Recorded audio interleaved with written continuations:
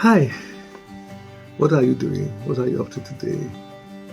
Eating, driving, now waking up and saying, what on YouTube?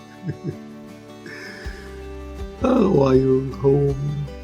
Well, wherever you are, I trust that you have had a successful day and that you were able to overcome the circumstances around you to really have an enjoyable day. And so that you can say, yes, I have affected change, I have helped somebody, I have even spoken to myself, and I can do things better than I was doing yesterday.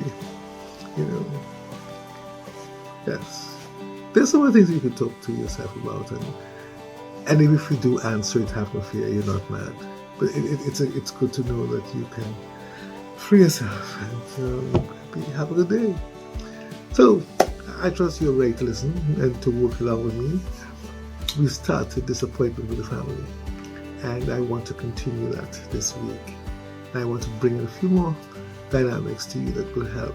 So I hope you were able to practice some of that. I hope it was relevant to you and to make you see, hey, where I've come from, even for yourself. How do I overcome certain idiosyncrasies that I now have, even maybe in my 30s, 40s, 50s, that because I was affected even as a child, even as a young adult, even as a toddler. So that, we have to, and I did mention, that purposely there to show you, hey, we go in there, we get in there. And that's important for us to work with. So, last time we talked about the child development and reaching into the secondary, the education system between up to 5, and how that was affected by all that was happening from birth, and how the nurturing would have affected the mindset. And now that the child is in school, how does the child work without that comparison or between other children, and working as an individual to achieve its own effectiveness and its own success, so that we are looking at the context of skills that will establish where the child is going. Now, I did mention just now, that but between, let's say, primary school and the end of secondary school, where the child is about to get into young adult, what's happening there? Are there further disappointments? Now, within the curriculum setting, we are disappointed sometimes when the child does not go to the school we want the child to go to, because that's going to affect the who's who, So we put our names down. I know people who put their names down in school before the child born, and so we already mark a particular environment, and that means there's an expectation of success, an expectation of the intellectual capacity. Now, we have not assessed the child to determine whether the child has that potential and has the capacity to provide that expectation as an outcome. We just know that this is what we want. We don't want that. We don't want government schools. We want public. We don't want this. We are not looking at the child's needs. And I want us to be very, very aware that in choosing a school for a child at a primary level, between that age of 5, that would take the child on to 11, 12, it's important for us to see the child's need, not to satisfy your cultural tradition or norm. And especially when we all went there. My sister went there, my auntie went there, my granny went there, my this went there. So my child has to go there. What are your child's needs? Because that child's going to be disappointed in their own success rate if they are not in an environment that encourages learning. So we have to be careful about that. So the child meets people, and then you don't want the child to meet a particular kind of people. So we are particularly pressured in making sure that we create that security by sending the child to a school that the child may not find its needs there. And those things are important. So again, granny don't want the child to go anywhere. Then by the time the child goes through primary school, and at the end of which we have an examination in the curriculum that but you have to write, and that assesses you to go into secondary school or for some of you in the Americas, or otherwise high school. Trouble. Because sometimes those placements are not where you want the child to be. And we have something about pass and fail, and the child is terribly disappointed, as well as parents, and there's a lot of gnashing of teeth and crying because the child did not achieve the marks that will take the child into a particular school pattern. Because that is where we know to be. Who is the we? Your culture. Who is the we? Your traditions. And we have to move away from that and begin to identify that this child is a special individual, even though it came out of your womb, even though it has the seed of its father, and that has a representation. The child is being nurtured away from all that you and your spouse and partner want. So the child is different. So when the child reaches to this place where there is this crossing over from primary to secondary, and the child is not being placed in the place where you thought they ought to be, there is this great disappointment on your face and your attitude, and the child is going to engage in that and therefore have repercussions in terms of awareness and identity as we go on. So it's important for us to begin to find out, maybe by the time the child gets into early teens, why is the child behaving so? Because I know at this early teens, the child is supposed to be establishing identities, low identities, gradual diffusion, etc., according to our theorists and Erickson. But yet the child is not, because the child has not found a place where they can engage and come into those performances of skill and interests. Because we have what is called an expectation. So we are seeing here education itself within the years, let's say going back to 3 all the way to 19. Those are very important years of nurturing that really we have missed in some ways because of our own expectations, and have created this word disappointment with much emotion, much agony, much anxiety. And it continues to ripple through several lives. And then we have to face the young adult who is now in a place of confusion. Rather than understanding self-identity and coming into their sexuality and learning how to share, there is all kinds of issues about relating and acceptance and vulnerability, and it goes on. So I want us to stop here for a while and begin to assess, how do we find our children's needs? You might think I'm shifting off the topic. No, but you see, it's all going to show you, if we don't do that, we will always be disappointed, because we'll always be wanting our child to be something the child cannot or does not have an interest in. Because don't forget, environments are catered to help your child motivate, to be motivated, to be much more engaging. And there's some schools, there's some environments that do not find a child. There is a rareness in identifying, assessing learning skills. So we don't know whether the child is kinesthetic, audio, verbal, etc. So if the child is more musical, the child needs to go to a school where music is very predominant. Or if the child is oratory, the child is kinesthetic, there's a lot of drama and there's a lot of play. The child may be that kind of child which is going to encourage learning, and as the child could be as brilliant as the child who is where you think is the brilliance in that prestige school. May I use that word? So we have to work out our disappointments of how the child is developing, because we are looking later down at the child's status. Oh yes. Where is the child going to work? What status are you in? And we are really trying to make sure that our children have what it takes. It have all the money, have all the luxuries, all the amenities, all, so that the child has a particular status, finds itself in a particular status school, but yet with discomfort and with mayhem and with confusion, because we have not learned to meet the needs of the child at a very early age. 3, 5, 7, 9. Those are important years.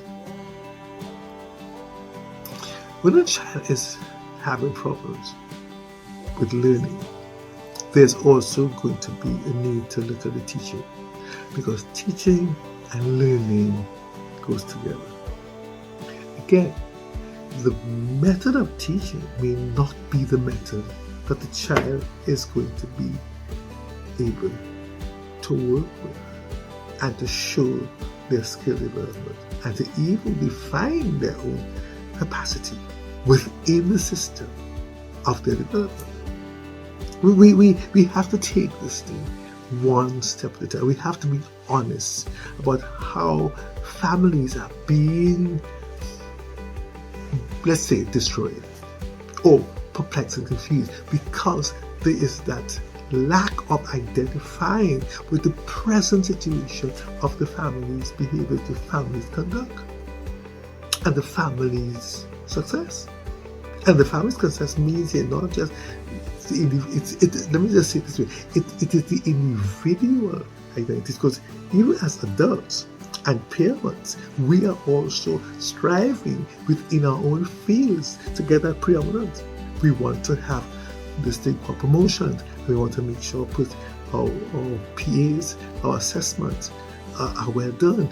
We are continually studying to rise from a bachelor's degree to a master's, and sometimes to a doctorate, in order to get more money. And with all of that, the child is left behind, because you're working, you're studying, you still have to be mother and father, you still have to be husband and wife, you still have to be an employee or employer. And how do we fit all of that into that nurturing context? Where is the child?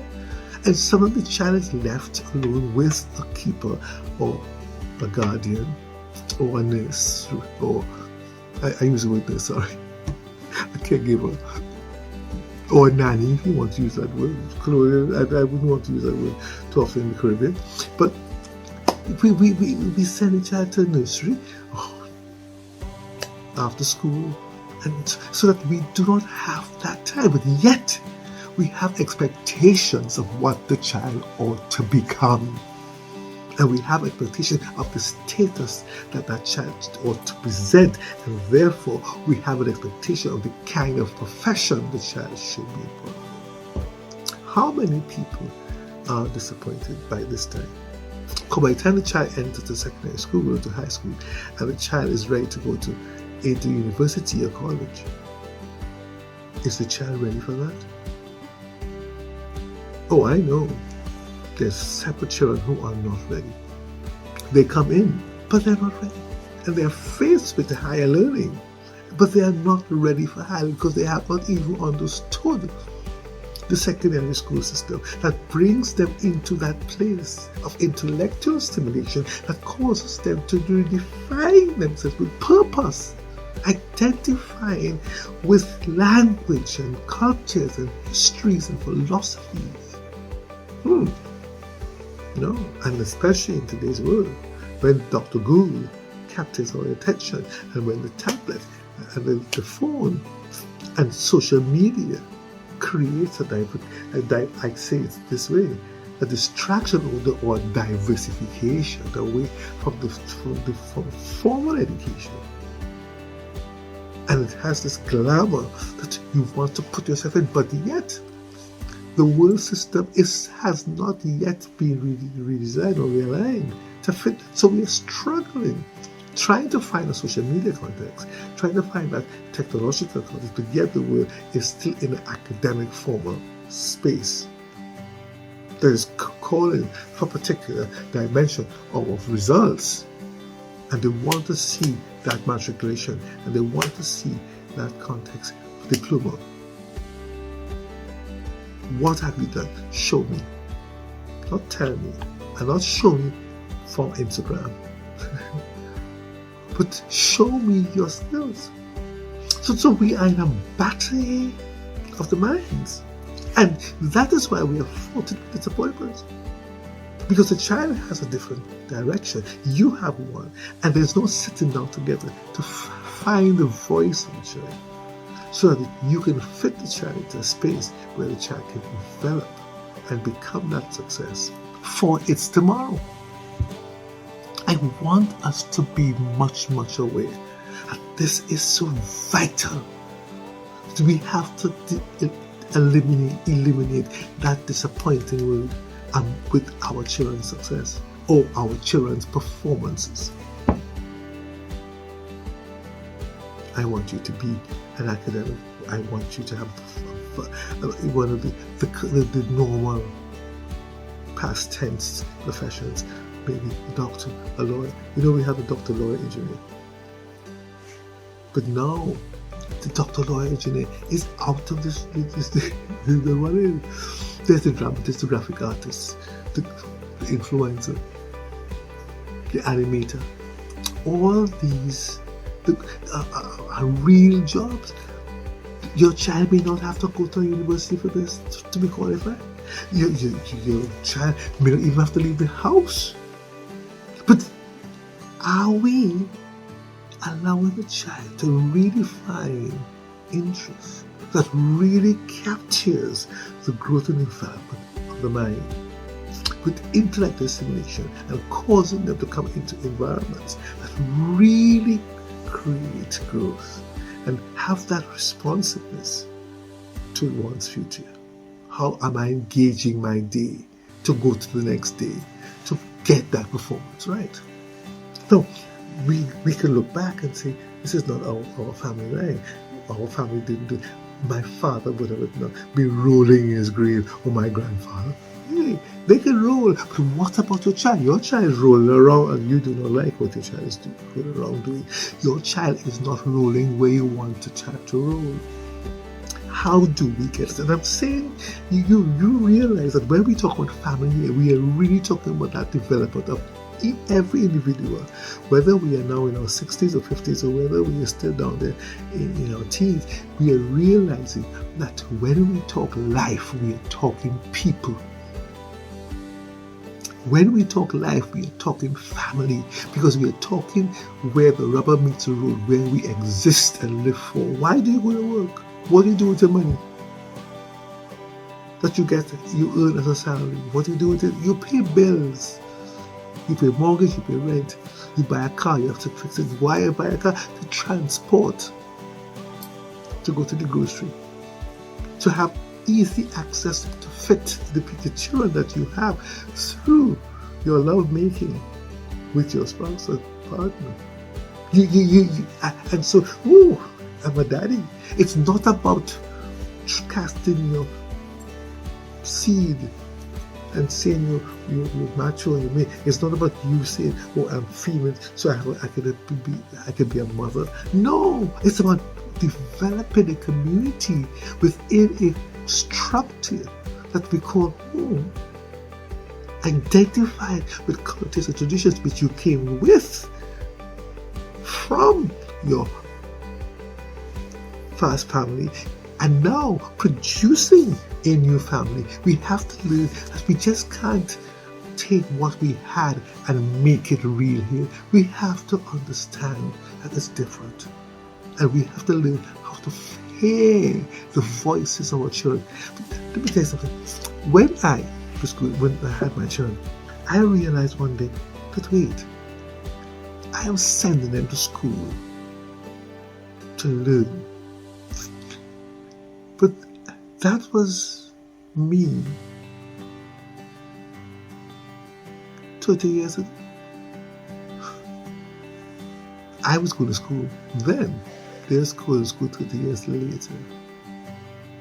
What they are learning is quite fresh. May I use that word? And could I be saying different from what I learned? The methods my teachers use are not the methods being taught now? So therefore, what are my expectations of my children's education when what they're learning is not what I need? So do I have to go and learn? I have to learn.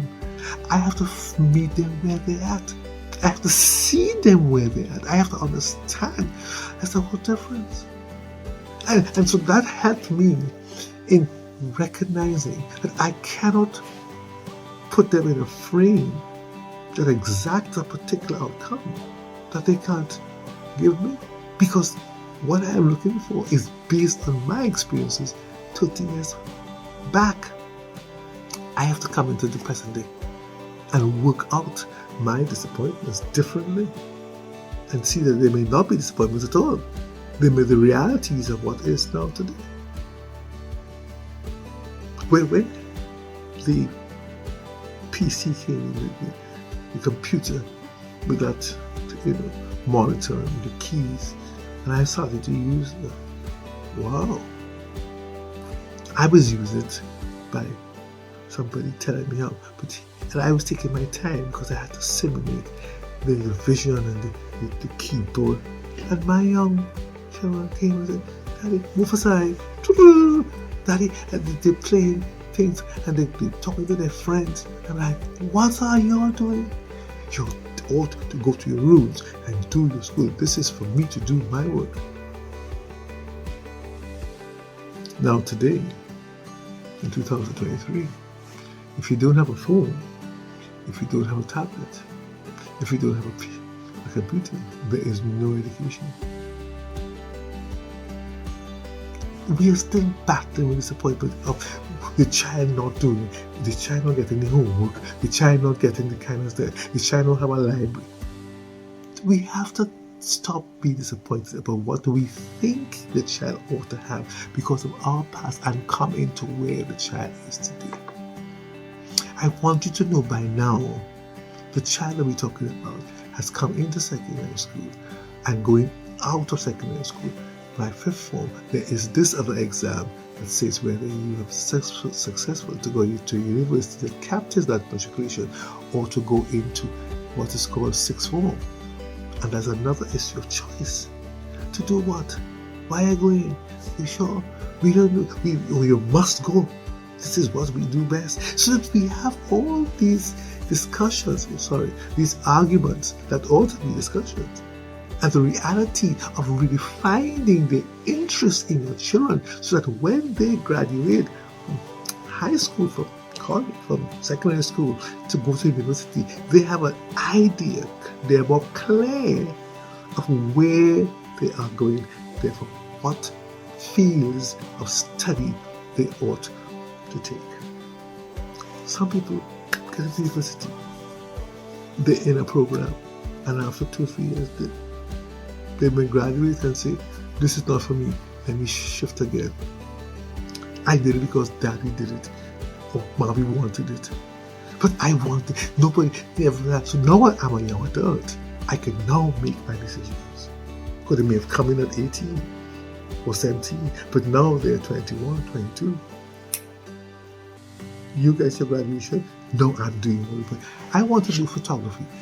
Or I want to do landscaping. What? My child doing landscaping, gardening, landscaping. My child doing photography. My child what? Want to work on a cruise ship. My child wanted, hold on. What are the needs that still continues to forge and define personality? That's what we're looking for. We want to always be able to say, that's my child. Blessed child, encouraging child, wise child, intelligent.